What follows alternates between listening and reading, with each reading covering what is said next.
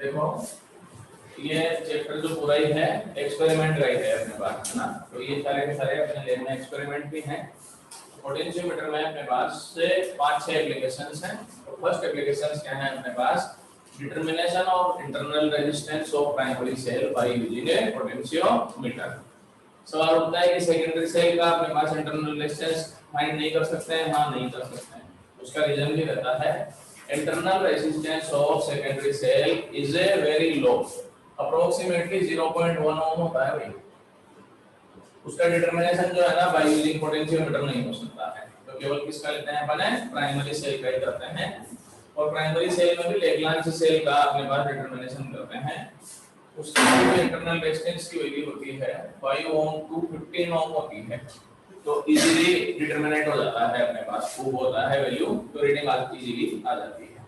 अब अपन सबसे पहले चलते हैं इसका सर्किट डायग्राम और उसके बाद में आगे बता देता हूँ। सर्किट डायग्राम में प्राइमरी सर्किट तो सेम होता है सबका, जानते ही हो, कहने की जरूरत ही नहीं है इसमें। इस सेकेंडरी सर्किट में चेंज होगा इसमें ये गैल्वेनोमीटर, ये जो कि ये रेजिस्टेंस बॉक्स हो गया एंड यहाँ से एक हो गई के डैश के ईपी एंड आरएच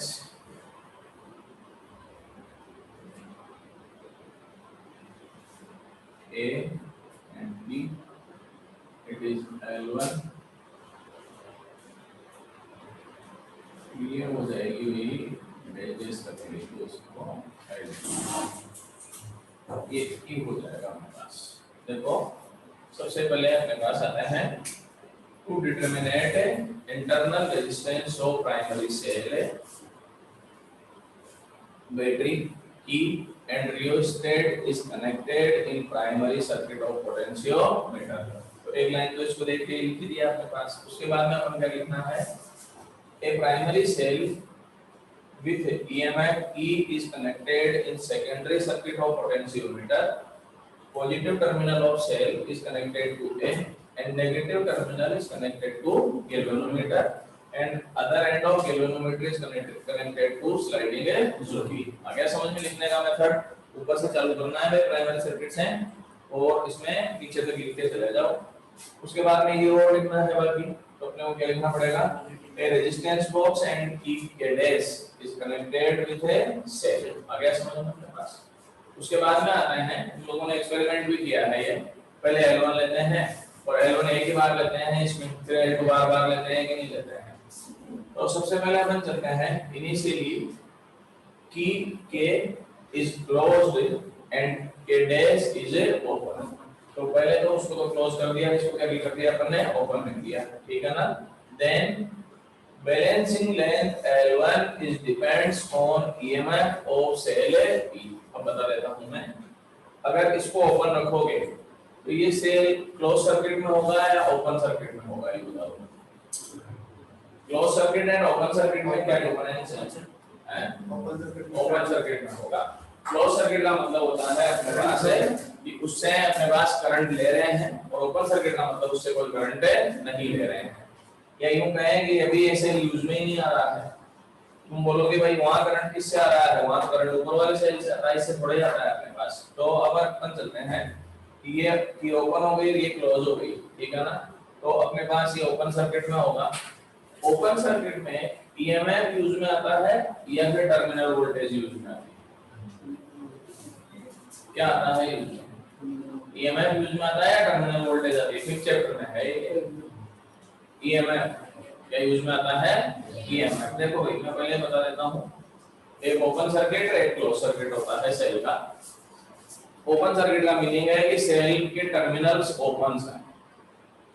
सेल के टर्मिनल ओपन है, इट मीन सेल यूज में नहीं आ रहा है। जैसे इस समय मान लो कि मेरी कार खड़ी हुई है, बसें खड़ी हुई है, तो इनकी तो बैटरी डिस्चार्ज, मेरी कार का एग्जांपल ले लो, मेरी कार खड़ी हुई है तो बैटरी यूज में आ रही है नहीं आ रही है, बताओ। नहीं आ रही है इस समय अपने पास। तो ओपन सर्किट में हुआ है, क्लोज सर्किट में भी बैटरी ओपन सर्किट यूज में नहीं आ रही है तो ओपन सर्किट, यूज आ रही है तो क्लोज सर्किट। ये इसको समझने का तरीका है। तो इस समय मेरे कार की बैटरी जो है, ये मान लो कि कोई स्कूटी लाया है, मोटरसाइकिल लाया है, उसकी बैटरी यूज में नहीं आ रही है, कौन सा सर्किट हो गया? ओपन सर्किट हो गया अपने पास। अब अपन ये जानते हैं कि ये प्लस एंड माइनस है। इस समय एक वोल्टमीटर ले जाते हैं और वोल्टमीटर को यहां से यूं कनेक्ट कर देते हैं। मान लो कि वोल्टमीटर की रीडिंग जो है 6 वोल्ट हो गई, ये बोलते हैं इसको ईएमएफ। क्या बोलते हैं इसको? EMF, electromotive force of a cell. ठीक है। तो in open circuit potential difference between terminals of cell is called EMF, electromotive force. clear? अब आते हैं क्लोज सर्किट। क्लोज सर्किट में ये है कि अपने पास है, अब स्कूटी को या मोटरसाइकिल को स्टार्ट कर दिया तो करंट चालू हो जाएगा कि नहीं होगा? तो ये क्लोज सर्किट है। इस समय इसकी रीडिंग नोट करेंगे। सपोज दैट कि इसकी reading I 5 volt. It is called terminal voltage. It is called a terminal voltage. So what is difference between terminal voltage and EMF? EMF is potential difference across terminals of cell in open circuit, and terminal voltage is potential difference across a terminals of cell in a closed circuit. तो समझ में आ गया closed and open circuit? ये की open है तो cell is in open circuit हो गया। ओपन सर्किट में कौन काम करेगा? EMF काम करेगा। तो लेंथ कितनी हो गई? L1। then E is proportional to क्या हो जाएगा? L1 कल ही बताया था स्टैंडर्डाइजेशन में।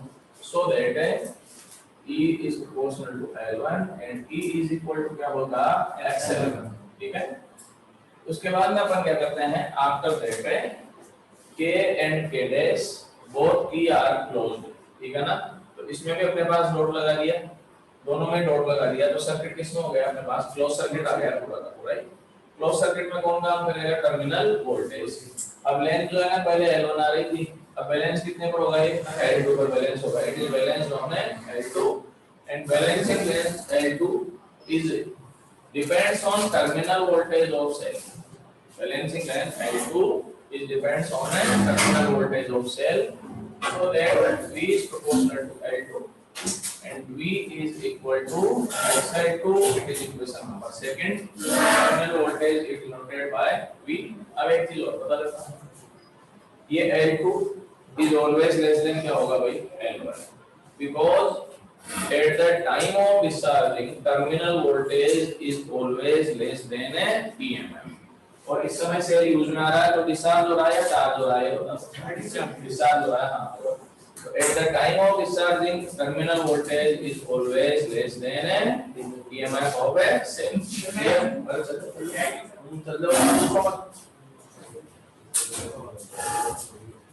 हाँ भाई, V is equal to XL2, then अब है इंटरनल रेजिस्टेंस क्या फॉर्मूला था फिर चैप्टर में? ये पढ़ा रखा था, E minus V upon V into R। पढ़ा रखा था। R कैपिटल है, R है हमारे पास। ये इसमें से जो रेजिस्टेंस यूज में लिया कैपिटल, जो भी यूज में लेंगे 2 ओम 3 ओम जितना भी यूज में लेना है, it is a capital R। इसे खिड़कियां बोल दे, इसे खिड़कियां बोल। हाँ भाई, बाय इक्वेशन बोलो भाई, first and second we get है क्या आएगा बोलो? वैल्यू रखेंगे तो क्या लगेगा?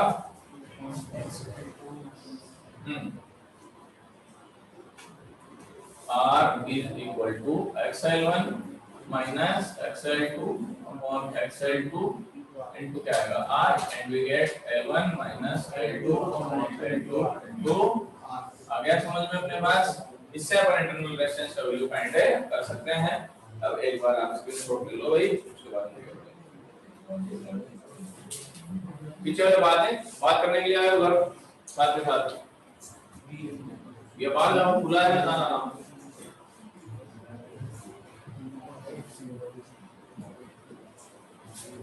हो गया भाई समीर?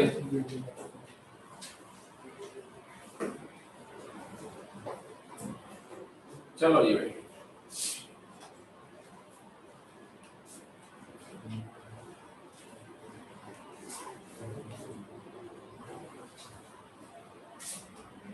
सेकंड टॉपिक है का पोटेंशियोमीटर एप्लीकेशन।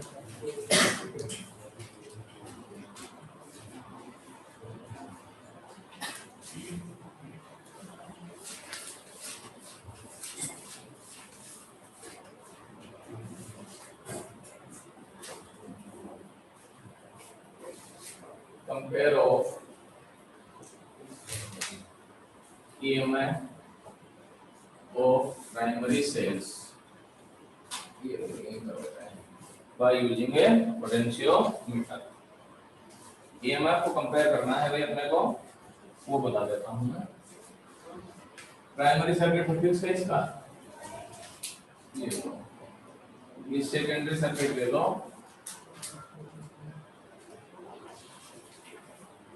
ये सेकेंडरी सर्किट,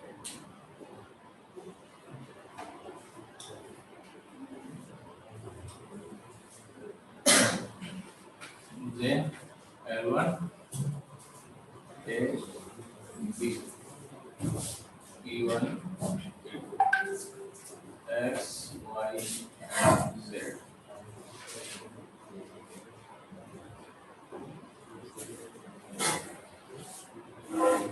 चलो जी देखो भाई, सबसे पहले अपन करते हैं सेकंड टॉपिक है, ये भी एक्सपेरिमेंट करा रखा है मैंने, अभी समझ में आ जाएगा ये बच्चों ने किया है। Compare of EMI of primary cell by using a potentiometer. Theory में क्या लिखोगे? इनिशियली प्राइमरी सर्किट के बारे में लिखना है। To compare EMI of primary cell, battery key and rheostat is connected in primary circuit of potentiometer, तो लिख दोगे ये। तो उसके बाद में क्या लिखोगे? Two primary cells with EMF E1 and E2 are connected in secondary circuit of potentiometer. Positive terminals of cell are connected at a point A and अब negative terminal पे आ जाओ। Negative terminals are connected at X and Z। ये X Y Z क्या है? Two way की, क्या है ये? टू वे की। देखो भाई अपने फिजिक्स लैब में टू टाइप्स की यूज में आती है, one is one way and second is two way. One way की तो सभी ने देखी भी है, टू वे भी देखी है, वैसे तो कोई दिक्कत नहीं है। वन वे की में तो यूं है अपने पास, ये है, ये वन पॉइंट हो गया, ये दूसरा पॉइंट हो गया, एक वायर यहां कनेक्टेड है, एक वायर यहां कनेक्टेड है। इस समय की ओपन है या क्लोज है, बता दो। ओपन, करंट यहां से यहां जा सकता है क्या ऑटोमेटिकली? ये बताओ, नहीं जा सकता। ये डॉट लगा दिया तो क्या हो गया बताओ? क्लोज हो गई अपने पास। तो ये तो वन वे की होती है। टू वे की जो है ना, उसमें थ्री टर्मिनल्स होते हैं, तो एक वायर यहाँ, एक वायर यहाँ, एक वायर यहाँ होता है। अब जैसे x y एंड z हो गया, between the x and y dot लगा दे तो करंट का फ्लो किससे किस में हो जाएगा? x से y में हो जाएगा। Between the y and z लगाएंगे तो y टू z हो जाएगा। आ गया समझ में? तो टू वे स्विच होता है ना, बस वैसे ही अपने पास क्या होती है, ये टू वे की होती है। टू वे स्विच सबने देखा होगा, सीढ़ियां जो होती है ना अपने पास घरों में, तो उसमें टू वे स्विच होता है। नीचे से लाइट ऑन कर लो, ऊपर से बंद कर सकते हो, ऊपर से ऑन करो तो नीचे से बंद कर सकते हो, तो वो टू वे होता है, दोनों तरफ चलता रहता है अपने पास। तो ये टू वे की है। तो negative terminals are connected at x and z of a two-way key. Midpoint of two-way key is connected to galvanometer and other end of galvanometer is connected to sliding socket. लिख दोगे इतना तो कोई दिक्कत ही नहीं। उसके बाद में क्या करोगे? Initially dot is placed between x and y। ये अपने पास ओपन में हो जाएगा, इस समय ये खाली रहेगा। Dot is placed between x and y। तो अब एक बार देखो, x and y कनेक्शन में हो गया अपने पास, इस समय कौन फ्री है? E2 फ्री है अपने पास। So that balancing length L1 is depends on E1। आ गया समझ में? Then we get E1 is directly proportional to L1 and E1 is equal to क्या हो जाएगा? XL1। उसके बाद क्या करेंगे बोलो? y और z बिटवीन। तुम लोगों ने प्रैक्टिकल कर भी रखा है कि एक बार यहाँ डॉट लगाया फिर हटा के यहाँ लगा दिया अपने पास। Now dot is placed between y and z so that balancing length L2 depends on E2 and we get E2 is proportional to L2 and E2 is equal to XL। आ गया समझ में? इक्वेशन नंबर सेकंड कंपेयर करना है बस अपने को by equation first and second E1 upon E2 is equal to L1 upon L2 तो compare करने में E2 में आता है। कंपेयर भी कर सकते हो, एक की वैल्यू फाइंड आउट भी कर सकते हैं। कैसे? जैसे एक नोन है एक अननोन है तो L1 L2 तो आ ही जाएगा, एक नोन होगा उसकी वैल्यू रख लो और अननोन की वैल्यू भी फाइंड कर सकते हैं अपने पास। तो अननोन ईएमएफ जो है वो भी कैलकुलेट कर सकते हैं। एक बार स्क्रीनशॉट ले लो भाई, आगे बढ़ते हैं।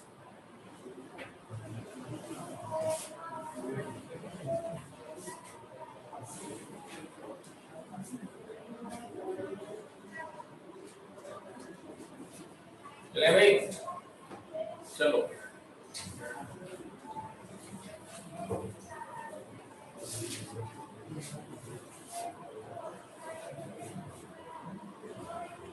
देखो भाई इस पर बेस्ड एक न्यूमेरिकल बता देता हूं मैं। एग्जांपल है इन एक्सपेरिमेंट ऑफ पोटेंशियोमीटर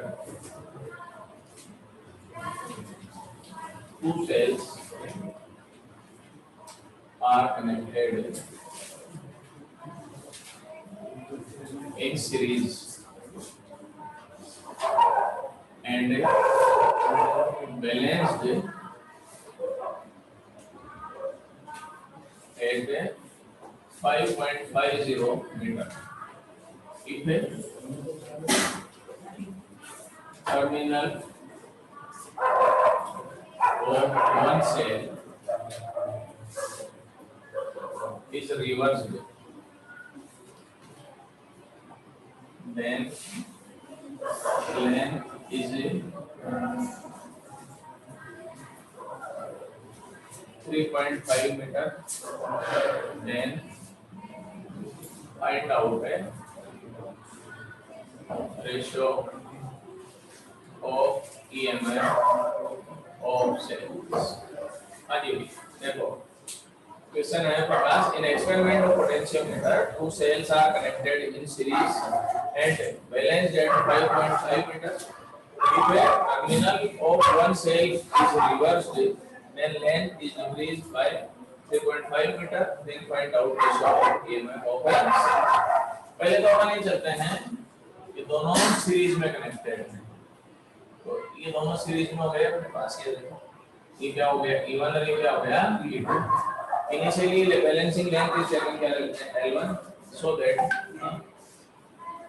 तो क्या होगा बताओ E1 plus E2 is equal to क्या हो जाएगा बताओ XL1 प्रोपोर्शनल टू L1 हो जाएगा XL1। अब ये कह रहे हैं कि एक सेल के टर्मिनल जो है ना रिवर्स कर दो, दोनों के नहीं, एक सेल किसी के कर लो, चाहे तो इसके कर लो या इसके कर लो, इन्वर्ट कर लो। इन्वर्ट करोगे तो देखो ये बनेगा ये माइनस और प्लस E1 एंड E2। अब क्या होगा ईएमएफ बता दो E1 माइनस E2 जो कि टर्मिनल रिवर्स कर दिया then E1 minus E2 is equal to क्या हो जाएगा XL2। आ गया होगा समझ में अपने पास।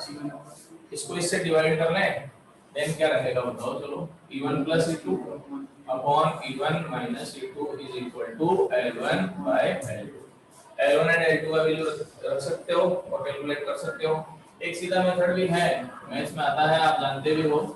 ये कर सकता हूँ क्या देखने में E1 plus E2 plus E1 minus E2 upon E1 plus E2 minus E1 minus E2 is equal to L1 plus L2 upon L1 minus L2। कर सकते हैं क्या?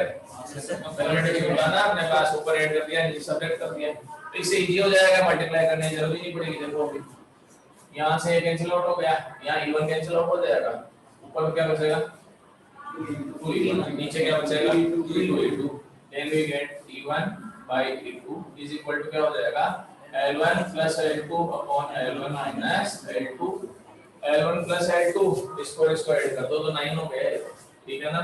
तो ये आ गया 9 और इसमें से ये सब्ट्रैक्ट करेंगे तो कितना हो जाएगा 2 हो जाएगा। तो रेशो कितना आ गया बताओ 9:2 के इक्वल हो जाता है। अब एक बार स्क्रीनशॉट ले लो भाई, उसके बाद तुम लोग को ले नहीं सकते हो स्क्रीनशॉट, दिमाग में क्लियर होता नहीं, ये भी लोग आंखों से देख के मान मान के बंद कर ली तो कानों में से बाहर निकल जाए।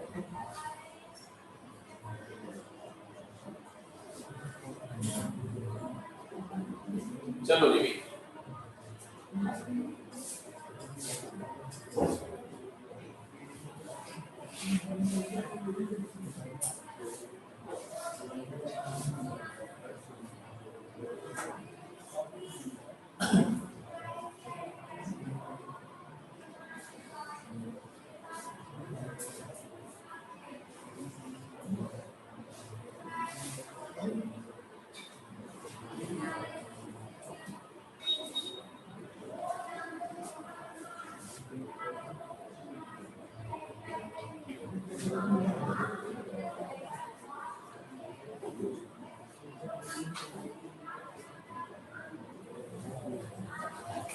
कैलकुलेशन आना तुम्हारे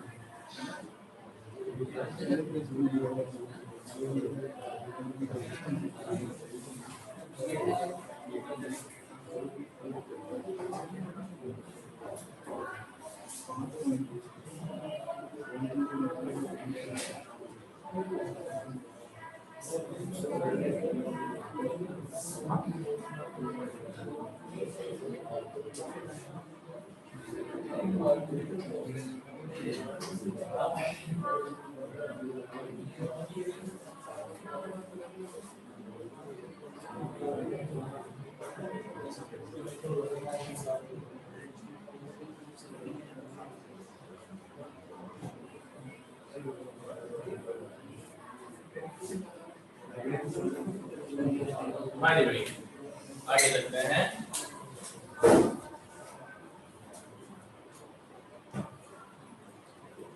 चलो determination of unknown resistance by using a potentiometer.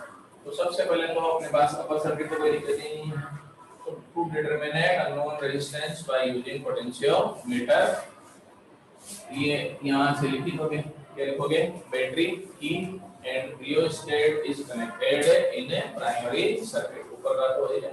Secondary circuit में क्या लिखोगे, in secondary circuit known resistance, ये नॉन है ये अननोन है, known resistance capital R and unknown resistance capital small R is connected in a series, दोनों series में है अपने पास। उसके बाद में ये लिखो capital R and small R are connected to battery, दूसरी बैटरी ऊपर वाली नहीं है, बैटरी की एंड रियोस्टेट, यहां तक का लिख दिया। अब केवल ये तीन टर्मिनल से लिखना है अपने पास, तो क्या लिखोगे, X टर्मिनल ऑफ 2A की is connected to capital R, आ गया समझ में अपने पास, and Z terminal is connected to small r, ये इसकी थ्योरी लिख दी। अब क्या बचा, Y mid point of 2A की और Y टर्मिनल ऑफ 2A की is connected to galvanometer and galvanometer is connected to sliding light. लिख दोगे अपने पास। एक्सपेरिमेंट की स्टार्ट कैसे करोगे बताओ, पहले डॉट कहाँ लगाएंगे x and y. When dot is pressed between x and y, then कौन सा रेजिस्टेंस यूज में आएगा अब ये बताओ, कैपिटल आर आएगा या स्मॉल आर यूज में आएगा? Capital R. करंट का फ्लो इनको होगा, देखो यहाँ से समझ लेता हूँ, यहाँ से इन करंट गया कि नहीं गया अपने पास, ये हो गया. So that when dot is placed between x and y, then V1 is proportional to L1 and V1 is equal to XL1. Here V1 is potential difference across capital R, ठीक है ना, क्योंकि इस पर जो पोटेंशियल डिफरेंस होगा वो ही balance होगा अपने पास. Then as we know by Ohm's law, IR and IR is equal to क्या हो जाएगा XL1, इक्वेशन नंबर फर्स्ट.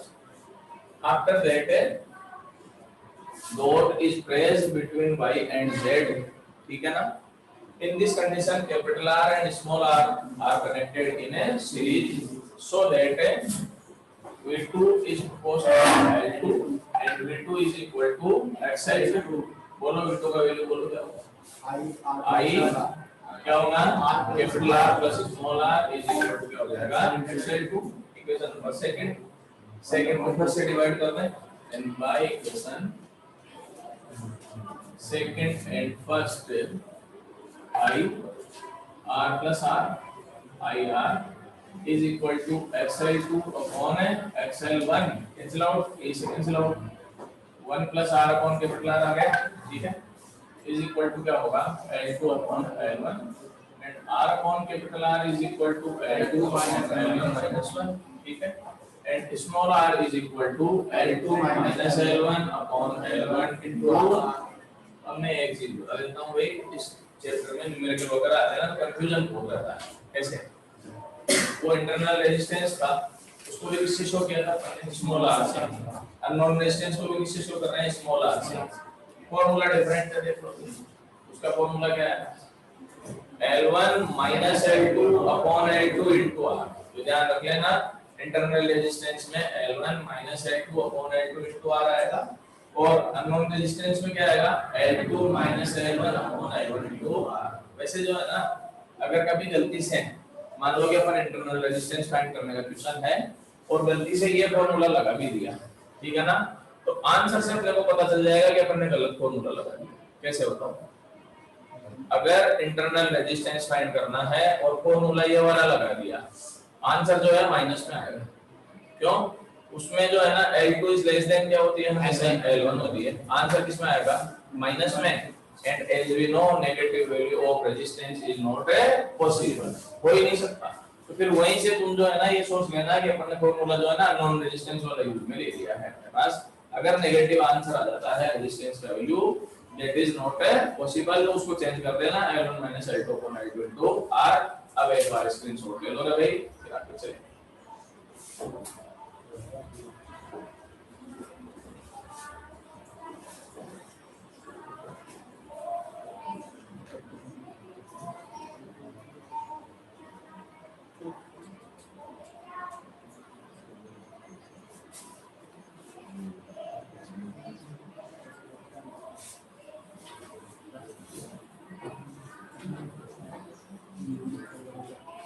चलो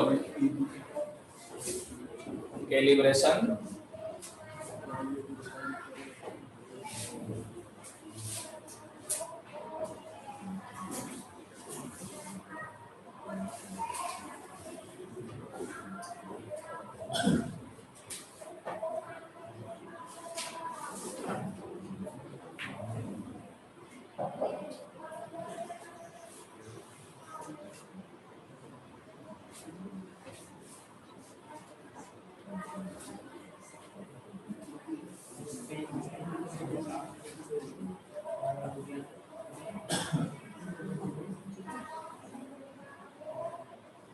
नेक्स्ट टॉपिक है इसका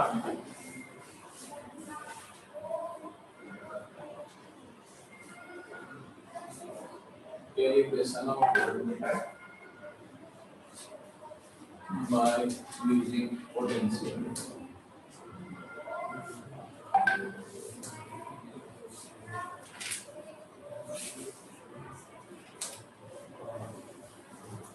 हाँ जी भाई।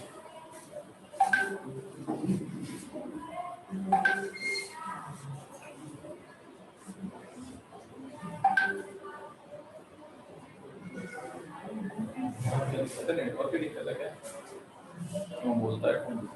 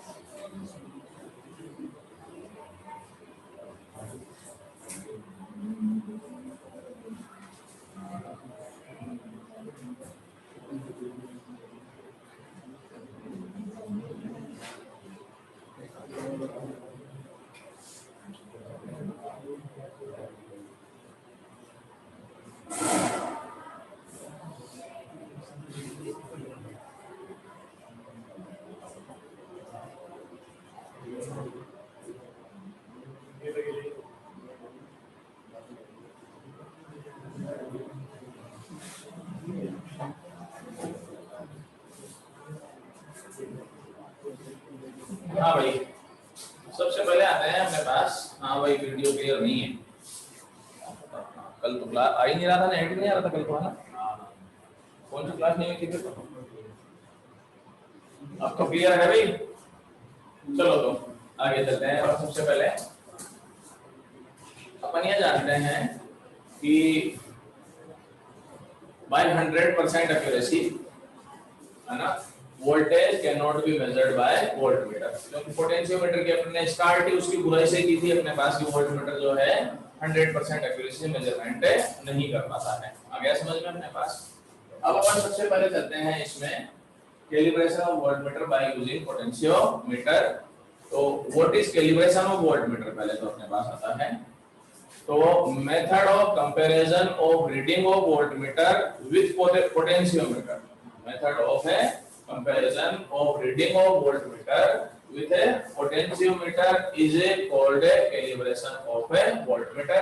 कैलिब्रेट करने का मतलब होता है अपने को ये पता लगाना कि कोई भी apparatus कितना एरर में चल रहा है, कितना पॉजिटिव एरर है या कितना नेगेटिव एरर में चल रहा है अपने पास, तो उसको कैलिब्रेशन मेथड बोलते हैं अपने पास। और अपन ये जानते ही हैं कि पोटेंशियोमीटर जो होती है उसकी एक्यूरेसी 100% होती है अपने पास। तो 100% एक्यूरेसी वाले से कंपेयर किसको कर लेंगे? वोल्टमीटर से। फिर अपने को पता भी चल जाएगा कि कितना एरर आ रहा है अपने पास। अब अपन चलते हैं सर्किट पे, आ जाओ। To calibrate voltmeter by using potentiometer, battery E and rheostat is connected in primary circuit. In secondary circuit, a standard cell, पता चुका हूँ मैं standard cell, Daniell cell और cadmium cell में भी used as a standard cell. A secondary cell is connected in secondary circuit of a potentiometer. Positive terminal of cell is connected to A and negative terminal is connected to X terminal of two-way key। लिख दोगे यहाँ तक तो उसके आगे बोलो क्या होगा? Midpoint of two-way key और Y is connected to galvanometer and galvanometer's other end is connected to sliding jockey। ये भी लिख दोगे? आगे बढ़ो तो अब क्या लिखोगे बताओ? नीचे आ जाओ यहाँ से अपने पास। One resistance box is connected with battery E and a rheostat। यहाँ तक भी आ गया अपने पास। Resistance box is connected to A, ठीक है ना? And other end of resistance box is connected to Z। ये भी लिख दिया। उसके बाद में केवल ये बचा, क्या लिखोगे? A voltmeter is connected in parallel of resistance box। तो यहाँ तक का फिर हो गया। अब क्या करेंगे बताओ? Initially dot is placed between X and Y। तो कौन सा सर्किट यूज में आएगा? B0 वाला। ये सर्किट बेकार है कि नहीं इस समय? तो अपने पास क्या लिख सकते हो कि B0 is equal to XL1 directly लिख दिया अपन। After that key is removed from X and Y and dot is placed between Y and X। ठीक है? Now बोलो जी। V dash is proportional to L2 and V dash is equal to क्या हो जाएगा XL2 V dash इज potential difference which is produced across end of a resistance box। आ गया समझ में? V dash हो गया। अब अपन ये भी कह सकते हैं कि V dash is the reading of potentiometer, it is a reading of a potentiometer। ये हो गया अपने पास है रीडिंग ऑफ ए पोटेंशियोमीटर। तो रीडिंग कैसे फाइंड करोगे बोलो? V dash upon V naught XL2 upon XL1 and V dash is equal to क्या आएगा बताओ? L2 अपॉन L1 इनटू क्या आएगा V0। ये तो किससे रीडिंग फाइंड आउट कर ली? पोटेंशियल की, पोटेंशियोमीटर से। इस समय वोल्टमीटर भी तो रीड करेगा कि नहीं करेगा? अपने पास जो भी रीडिंग उसको लेनी है वो भी रीड करेगा। सपोज दैट कि reading of voltmeter is taken V, वो जो भी रीड करेगा। देन एरर कैसे फाइंड करोगे? V minus V dash, it is error in a voltmeter, error may be negative or a positive। तो अब अपन ये ग्राफ बनाते हैं। ये ग्राफ जो होता है, graph is plotted between reading of voltmeter and error of voltmeter V minus V dash, error may be positive or negative। तो ग्राफ जो है ना वो कैसा भी आ सकता है, पूरा पॉजिटिव में भी आ सकता है, पूरा नेगेटिव में भी आ सकता है, पॉजिटिव और नेगेटिव में भी आ सकता है, क्योंकि एरर में भी नेगेटिव और है positive. It is error of voltmeter and reading of voltmeter. तो it is called calibration curve, it is called a calibration curve. What is definition of calibration curve? Graph plotted between reading of voltmeter and error of voltmeter is called a calibration curve. Complete हो गया। कल एक topic बचेगा भाई, वो करा के numerical solve करूंगा, बुक लेके आना, ठीक है? और स्क्रीनशॉट ले लो, काम खत्म।